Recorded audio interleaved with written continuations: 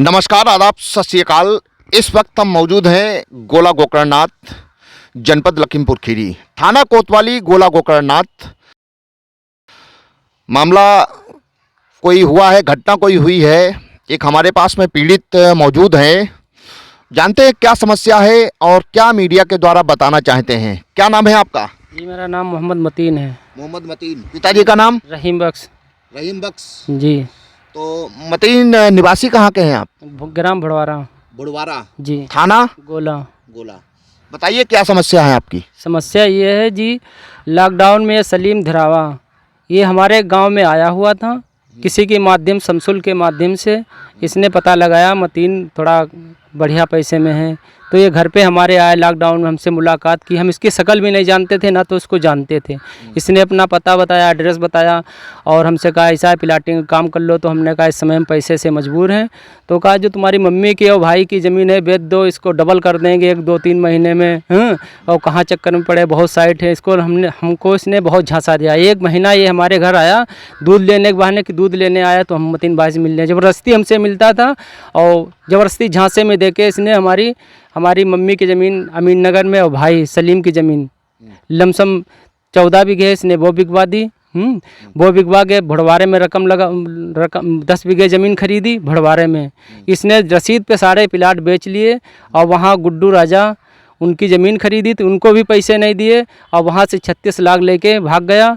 और फिर मजगई में इसने ज़मीन 1 बीघा अपने नाम करवा ली, 1 बीघा हमने अपने नाम कराई। वहाँ सारे पैसे मैंने उसको मालिक के दे दिया। मालिक से कह रहा है, वहाँ पैसे मालिक से कह रहा बैनामा मत करना, और ना तो जा रहा ना हिसाब कर रहा है। सारा पैसा ये लेके फरार करके भाग गया है और उल्टा ब्लेम लगा रहा है। जहाँ तहाँ एप्लीकेशन मेरे खिलाफ दे रहा है और उल्टा ब्लेम लगा रहा है। गाँव में हम गए, हम लोग मौजूद लोग 10-15 लोग इसके गाँव में गए। मैंने कहा जो पैसा है दे दो, 4 आदमी जो पवित्र जगह है जहाँ बैठ के फैसला कर लो। ये घर के बाहर नहीं निकला। फिर गांव वालों मौजूद लोगों ने कहा ऐसा है, ये इसका काम ही है फ्रॉड करना, ऊपर से ब्लेम लगा देता है। हर जगह ये फ्रॉड करता है, फिर ऊपर से ब्लेम लगा देता है। फिर गांव वालों ने, कई लोगों ने बताया ये हाजी जी हैं, मुर्गी दाना की गाड़ी 16 लाख इसने वहाँ से मान लिए। और 2 लड़कियाँ हैं इधर कहीं संसारपुर के तरफ शादी हुई उनकी, उनको झांसा दिया कि हमारा प्लाटिंग का काम है और ज़मीन पे इसने लोन निकलवा दिया उनके 5 लाख। और फिर उन्होंने कहा हम इंटरेस्ट जमा करते रहेंगे। किसने कहा? उन्होंने इसको 5 लाख रुपए दे दिए, ना तो इंटरेस्ट जमा किया। 5 साल के बाद उनके घर पे नोटिस आई, तो इसके गांव में सब लोग आए। उसने उल्टा उन पे ब्लेम लगाया, उन पर पैसा निकाला कि तुम्हारे पास 1.5 लाख बचा, सारा तुमको दे दिया है। वो लोग बेचारे तड़पते रहे, उनको न्याय नहीं मिला। वो बेचारी, उनको पैसा इसने मार लिया। कई लोगों का, अनेक लोगों को इसने पैसा मारा है। इसका यही काम फराड करने का। इस लोगों ने बताया इसका पास कुछ भी नहीं था, इसका काम फराड का था। हर जगह यही झांसा देता है कि हम सरकारी टीचर से, मैंने रिजाइन ले ली, और ऐसा कुछ नहीं। ये प्राइवेट पढ़ाता था, लड़कियों से इसने ठगाई करी।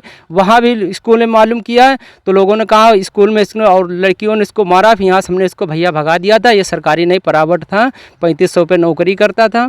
इससे पहले ये तांगा चलाता था, फिर बांध बैठता था। इसने ठग के ही सारा रकम बना ली, मकान बना लिया। इसका ठगाई काम है। इसने 9 लाख का कुकरा में हमारी वाइफ का माल गिरवी डाल दिया। वो मजगे में पैसा लगाया जाके आज भी पड़ा हुआ है। ये हर जगह से ठग ले गया, हमको बर्बाद कर गया है और ऊपर से हमारे पर ब्लेम लगा रहा है। हमको सर न्याय मिलना चाहिए और बैठ के हमारा फैसला करवा दीजिए। अच्छा, एक बात बताइए, जैसे आपने बताया कि 14 बीघा आपकी ज़मीन बिकवाई गई आपके भाई की, माता जी की, फिर उसके बाद 10 बीघा ज़मीन भुड़वारा में खरीदी गई और उसके बाद रसीद पर प्लाटिंग की गई। क्या उस दौरान जब ये बेच रहे थे रसीद पर प्लाट, तो आपने ज़रूरत नहीं समझी कि वार्तालाप करें या जानकारी लें? हमने सर इस पर इतना विश्वास कर लिया। ये सुबह से आ जाता था, वहीं सुबह से आ जाता, 10 बजे तक बैठता था। 10 बजे सुबह आ जाता था और शाम को 5 बजे निकल जाता। रसीद बेच के, रसीद पे काट के प्लाट चला जाता था। बाद में हमारे पास तब ये, हम यहाँ पर गाँव, बाद में हमारे पास लोग आए कि बैनामा करा दो, तो हमको पता चला इसने रसीद से बेच लिए हैं प्लाट। लगभग कितना रुपया वहाँ से निकाल लिया? ये 36 लाख वहाँ से लेके गया है। अच्छा, गांव से 36 लाख निकाल लिया? जी हाँ, रसीद पे बेच के लेके गया है। तो आपको कुछ तो मिला होगा? हाँ, हमको 36 लाख में जो मिला वो गुड्डू राजा को, मैंने मालिक को दे दिया। कितना मिला? वो हमको लमसम 18 लाख मिला, गुड्डू राजा के पास पहुँचा है। अच्छा जी। और आपकी क्या समस्या है? एक जो जितना पैसा मैंने लगाया है, इसने एक्सिस बैंक से हमसे लोन निकलवाया था, DCM पे लोन निकलवाया था। ये सब रुपया हम यही इसको दिया हर जगह प्लाटिंग पे। अच्छा, प्लाटिंग पे पैसे आप देते थे? जी हाँ, इसने लोन एक्सिस बैंक का हमारे पे लमसम 16 लाख कर्जा है। डीसीएम पे लोन, 2 लोन, एक पे डीसीएम पे 5 लाख लिया है, दूसरी डीसीएम पे 8 लाख लिया है। अच्छा, हाँ, सब यही फ्रॉड करके ठग ले गया। मजबूरी में दिया था कि क्यों एग्रीमेंट कराया था, प्लाट बिक नहीं पाए थे, मालिक कह रहा था हम टाइम ख़त्म हो गया तुम्हारा पैसा मर जाएगा, तो मजबूरी में 9 लाख रुपए इसको माल वाइफ का, मम्मी का और सिस्टर का कोकरा में 9 लाख पे दिया। यही हाँ अभी अपने हाथों डाल के आया है जी। अच्छा, ये अपने हाथों से डाल के आए कितने? जी हाँ, साथ में किसके दोनों यहाँ पड़ा है? थे। कोकरा में कोई सुनार है, उनके यहाँ पड़ा है। इस ये अपने माध्यम से डाल के आया था। अच्छा, जिन लोगों ने उस पे प्लॉट खरीदा है रसीद पर, जी क्या वो लोग बता देंगे कि हमने सलीम को पैसा दिया है? जी जी हाँ, बता देंगे। अच्छा, जी तो आपका कुछ कोर्ट में भी मामला चल रहा है? हाँ, इसने चेक आप इसने हमने मैंने इसको पकड़ा, हमने कहा इतना इतना तुम पैसा वसूल ले गए, हमारा पैसा दो, इतना इतना फालतू। तो इसने चेक दिया था 25 लाख का, काम को वहाँ से पैसा मिल जाएगा, तले चेक रख लो 25 लाख का। वो हमने कोर्ट में बाउंस कर दिया, कोर्ट में मुकदमा डाल दिया उसका। कौन बैंक की थी? HDFC की थी। HDFC की। जी माने 36 लाख जो आपने आरोप लगाया, निकाला अपना रुपया, वो स्वीकार किया, इसीलिए तो आपको चेक दी? जी हाँ, 25 लाख की चेक दी थी। अच्छा, हाँ, कहा बाकी जो मजगे से तुमको मिलेगा उसमें ले लेना। अब आपका सलीम पर कितना रुपया निकल रहा है? ये मजगे में जो 36 लाख भड़वारे से लेके गया है, जिसमें गुड्डू राजा के देना है 14 लाख। और बाकी उसमें हमारे भाई का साझा था, 2 लोगों का। भाई का पैसा नहीं मिला है, हमारा पैसा नहीं मिला है। 9 लाख पर वाइफ का माल गिरवी डाल दिया है, वाइफ का सिस्टर का वो लेके गया मजगे में, वो नहीं हमको मिला है। मजगई कितना ले गए? मजगे में सब हमारा रुपया लगा है 32 लाख। 32 लाख। हाँ, 8 लाख DCM पे लोन निकलवाया था, 5 लाख एक पे, 8 लाख एक पे, 9 लाख का माल गिरवी डाला है। और एक्सिस बैंक का 16 लाख रुपए एक्सिस बैंक से लिया है। तो टोटल कितना सलीम पर रुपया निकल रहा है आपके अनुसार? जी, टोटल हमारा रुपया निकल रहा है 36 लाख भड़वारे वाला और 12 साढ़े 12 लाख एक। 36 और 10 46, तो 48 साढ़े 48 लाख। जी और कौन सा? जी 12 लाख और बस यही। जी हाँ हाँ? हाँ। 48 लाख रुपया उस पर निकल रहा है। और उल्टा ब्लेम लगा रहा है, हर जगह कहते घूम रहा है कि हमारा मतीन पे निकल रहा है। इसके घर पे हम लोग मोजिज लोग 10-15 लोग गए, ये घर के बाहर नहीं निकला। फिर गांव वालों ने सभी ने कहा भैया इसका यही काम है, ये फ्रॉड करते घूमता है, अपने सातिर दिमाग से बचता रहता है, दूसरे ब्लेम लगाता रहता है, वो घबरा के बिल्ला के छोड़ के चला जाता है। यही सोचता है कि ये हमको छोड़ के चला जाए, ये निकलेगा नहीं, हिसाब करने नहीं बैठे। अच्छा, हिसाब नहीं किया? नहीं निकले ही नहीं घर के बाहर। अच्छा, जी तो आपने पुलिस वगैरह में कहीं पर तहरीर दी है? जी, मैंने कप्तान घर दी है, DM घर दी है और CO मोहम्मदी दी है, गोला थाने में भी दी। क्या बताया है उसमें? इंस्पेक्टर साहब ने बुलवाया गोला थाने में, एप्लीकेशन दी, ये आया नहीं, अच्छा, क्यों नहीं आ रहे हैं? पता नहीं। अच्छा, तो क्या आप ओवरऑल चाहते हैं, क्या कहना चाहते हैं? हमको पैसा हमारा मिलना चाहिए, हमको न्याय मिलना चाहिए। हम बहुत डिस्टर्ब हैं, ये हर जगह से हमको बहुत डिस्टर्ब किए हुआ है। क्या डिस्टर्ब किया हुआ है?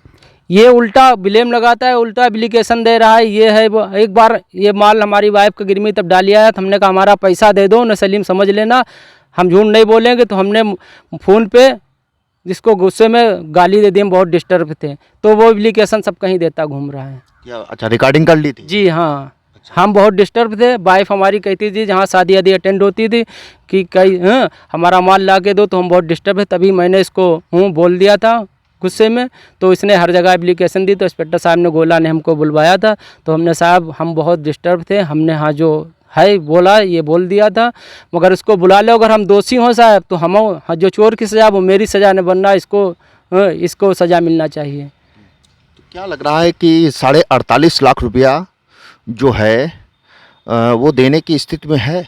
जी हाँ, सारा पैसा ले गया है, बैंक बैलेंस नहीं रखता है, घर में रखता है पैसा ले जाके। इसका काम है ठगाई करने का।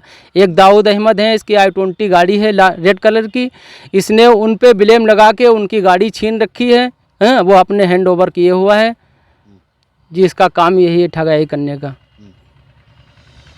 देखिए, अभी मतीन को सुन रहे थे जिन्होंने आप बीती बताई है।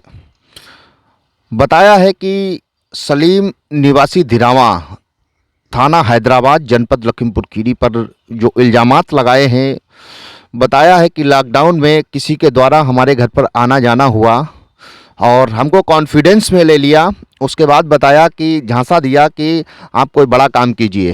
बड़ा काम कराने के लिए आपकी 14 बीघा जो माता जी की और भाई की प्रॉपर्टी थी अमीर नगर में, उसको बिकवा दिया।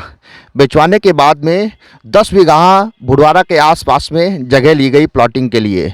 लेकिन प्लॉटिंग जो करने के लिए बैठते थे वो सलीम ही बैठते थे और रसीद पर प्लॉट बेच दिए। 36 लाख रुपया वहाँ से निकाला।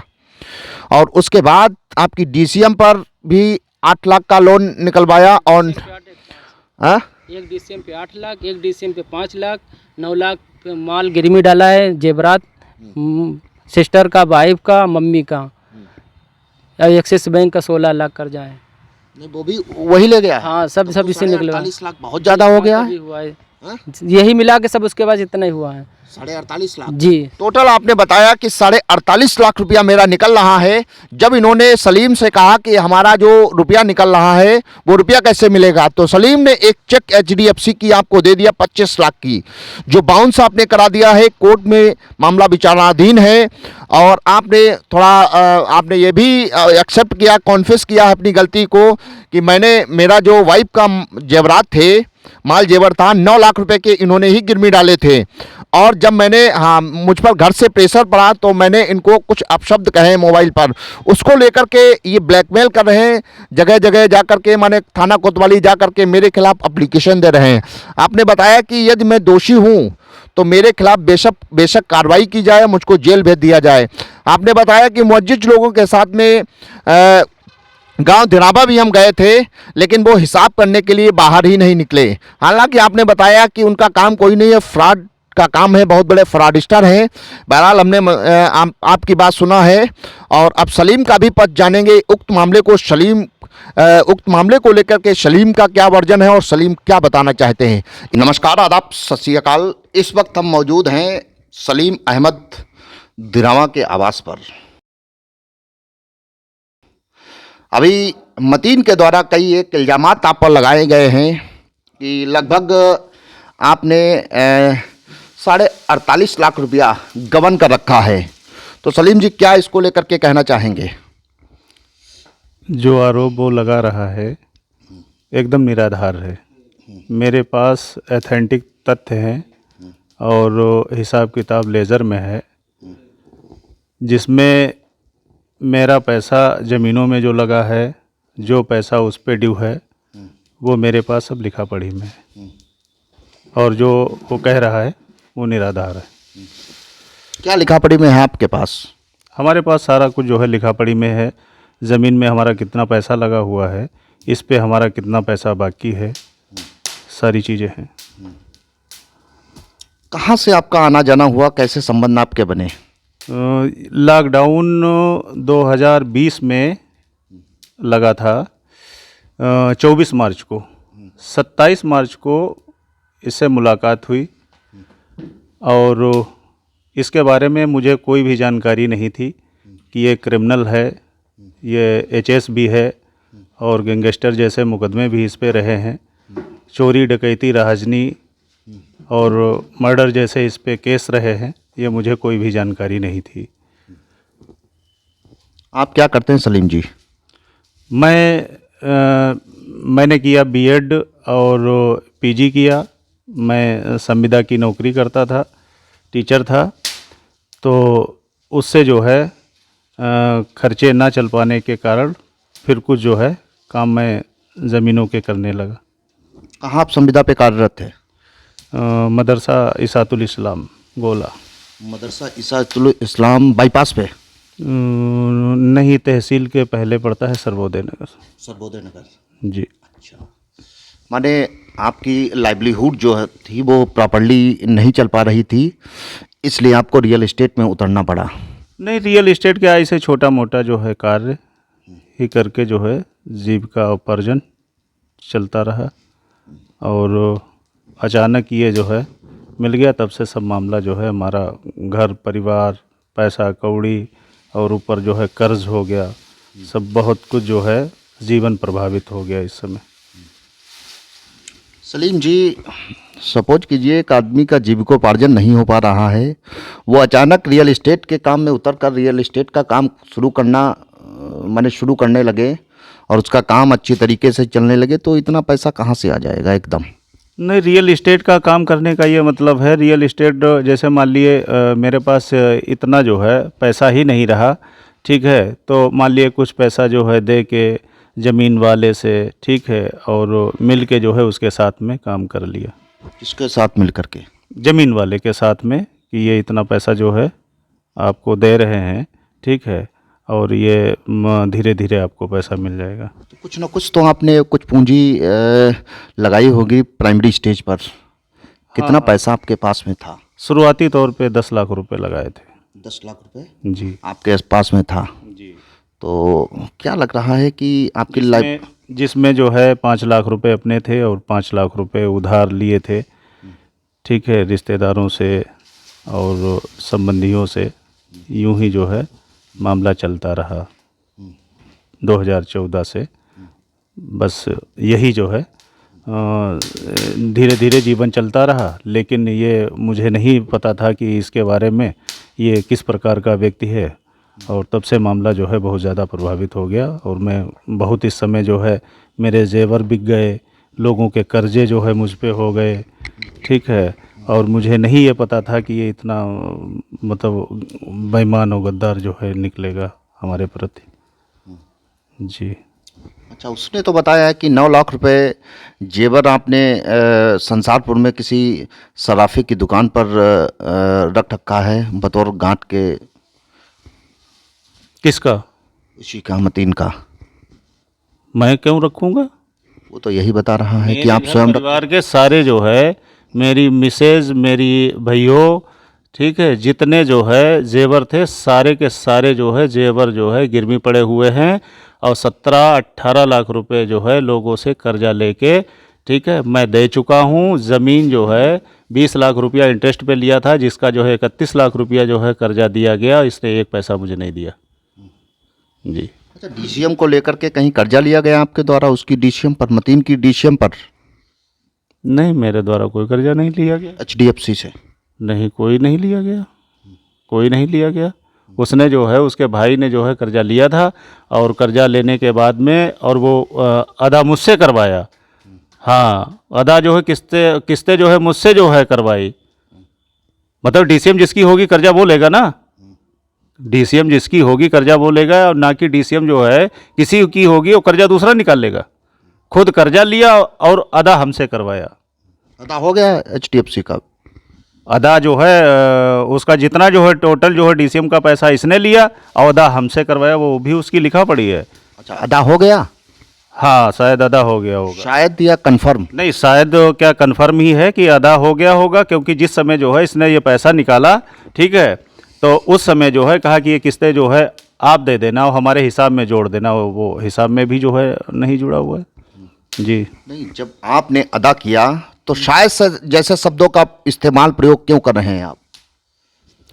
नहीं, डीसीएम जिसकी होगी कर्जा वही तो लेगा, या दूसरा कोई व्यक्ति लेगा? आपने कहा कि डीसीएम पे कर्जा उन्होंने लिया, अदा आपने किया। हाँ। अदा आपने किया मैंने कर दिया। हाँ। फिर भी आप शायद जैसे शब्दों का इस्तेमाल क्यों कर रहे हैं?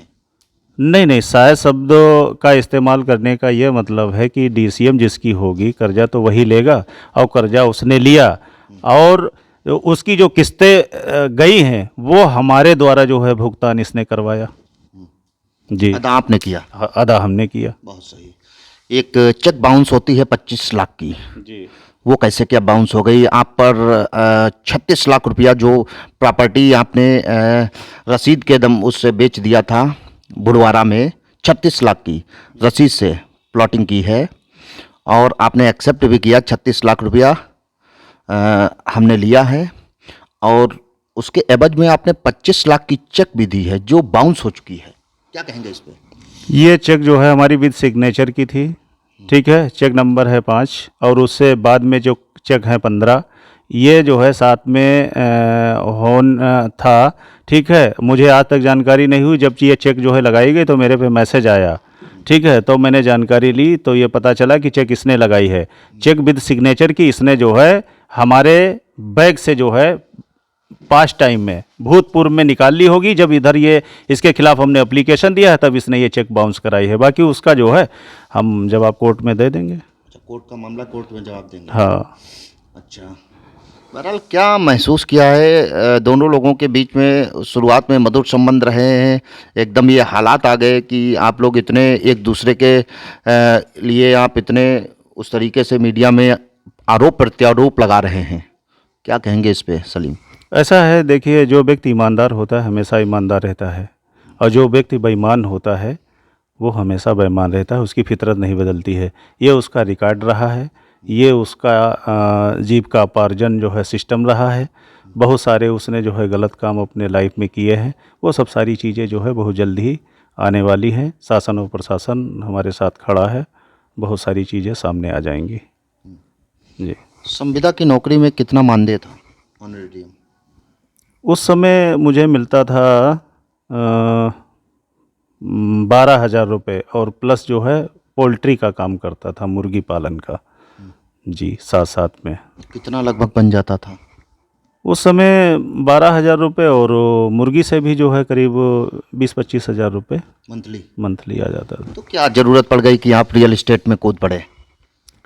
नहीं, रीज़न ये था कि मानदेय जो है महीने में नहीं आता था, साल में, 1.5 साल में, 2 साल में आता था, तो उससे जो है खर्चे प्रभावित थे, इसलिए जो है छोड़ना पड़ा था। 25,000 रुपये में खर्चा नहीं चल पाता था? नहीं, मुर्गी का भी रिस्की बिजनेस है ना। हाँ, कभी बच गया तो कभी लॉस चला गया, कभी बच गया कभी लॉस जी। धन्यवाद। देखिए, अभी सलीम जी को सुन रहे थे जिन्होंने बताया है कि हमने कोई ऐसा काम नहीं किया है, जो आरोप लगाए जा रहे हैं वो बेसलस है, निराधार हैं, और बल्कि उन पे भी हमारा बहुत पैसा निकल रहा है।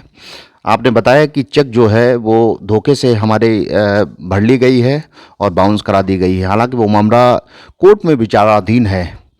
आपने बताया कि लाइवलीहुड स्मूथली नहीं चल पा रहा था, इसलिए हमने नौकरी से क्विट कर दिया और रियल इस्टेट के धंधे में हम इंटर किए, और पोल्ट्री फार्मिंग का भी आपका काम चलता था। और बताया कि मामला जो हमने कार्रवाइयाँ की हैं, प्रोसीडिंग्स जो की हैं मतीन के खिलाफ, उसका जल्द ही परिणाम देखने को मिलेगा। बहरहाल दोनों पार्टियां एक दूसरे पर आरोप प्रत्यारोप लगा रही हैं।